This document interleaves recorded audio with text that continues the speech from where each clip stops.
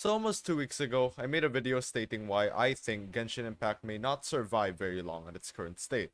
I talked about all the current bad events, slightly mid-tier characters coming out recently, among other stuff. This video is mostly like a follow-up video of the previous one, so you can check it out if you want to. But let's just say I got timinged really bad on that video, and at its more recent state, it seems to be gaining its attention once more. So recently, Hoyoverse posted the Final Feast teaser, and it pretty much instantly hit the trending page. It teased many characters from Fontaine, such as Linny, Lynette, Fossilors, Navia, and of course, the Fatui Harbinger in the thumbnail, Arlecchino. Now, when I saw this, I just went, oh, it's another preview, just like the one in Sumeru. I don't really think this will necessarily gain the attention back. Well, TLDR, it sorta did. Okay, so let's actually move into my main points on why I think Genshin Impact is reviving now. First off, let's talk about the events. In my previous video, I said that I'm not fully interested in the new event because what I expected was another shitty Golden Apple Archipelago rerun type event. That most puzzles and chests were story locked, but yeah, that's not exactly what happened. And while some things in the event are, yes, indeed story locked, at least this time it's a little more forgiving. And it also doesn't require you to have a headache first solving 10 million puzzles before you can start exploring an island with 7 chests in it. So hey, at least there's that. Also, I personally have played through the event myself, and all I can say is it definitely is better, at least so far, than the Golden Apple Archipelago rerun. But yeah, I would like to say thank you to hoyoverse for that one. You actually made an event that wasn't heavily story locked and I guess puzzle locked like the previous one. So thank you for that one. Now my second point. What to expect in the future of Genshin Impact. So, real quickly, if you're somebody that doesn't look at leaks, please skip this point until the next timestamp to avoid them because I will be talking about, upcoming leaks. But I'll warn you now, most of my reasons are in this section, so yeah.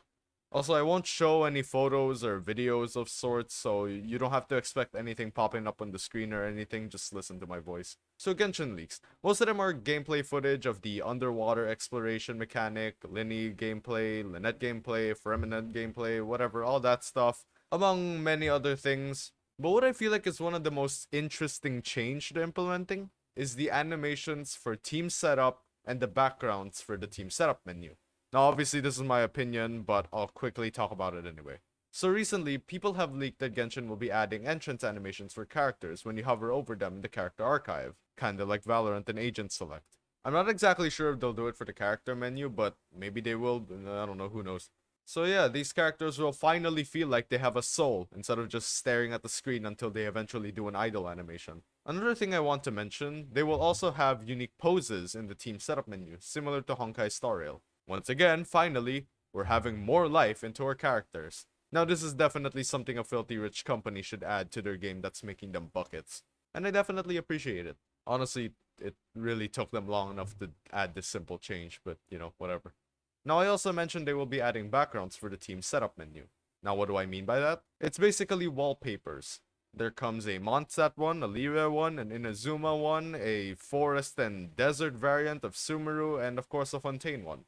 Now, I know this is only a small change, but I think it gives a little more feel than just the plain starry background behind our soulless characters. So yeah, I don't know if you'll agree with me, but this is, in my opinion, one of the best changes, or technically additions, to Genshin Impact. I don't know, man. I just don't appreciate seeing my characters just soulless in the team setup menu doing absolutely nothing but stare at the screen, so yeah. Now for my last point. This one is pretty obvious, but I guess I'll still talk about it. The hype for Fontaine. Of course, a new nation will spark the hype for players out there who are dying for more story and overall just more content. So naturally, I am also very excited for what is to come with Fontaine. I have no idea if this nation's story quests will be interesting. I have no idea if the future Fontaine characters are going to be useful at all, but only time will tell, honestly. But I will say I love the designs for the upcoming characters, so yeah, that's really cool. But something I will say is still a problem in Genshin is the Spiral Abyss. I talked about it in my previous video, but please, hoyoverse, fix your abyss. Do all of us a favor, and instead of making enemies way too tanky and harder to kill because you keep getting frozen for 10 minutes straight, make them just hit harder instead. I mean, you can make them have more HP, but Please don't go overboard with it. But besides that, those are mainly the reasons why Genshin seems to be getting its popularity back. Again, this is my opinion. Obviously, yours may vary. You might still enjoy the game, or not. It's completely up to you. Feel free to comment your thoughts on the future of Genshin down below. I also thank you guys for all the support on these types of videos where I just sit down and talk. It's really fun.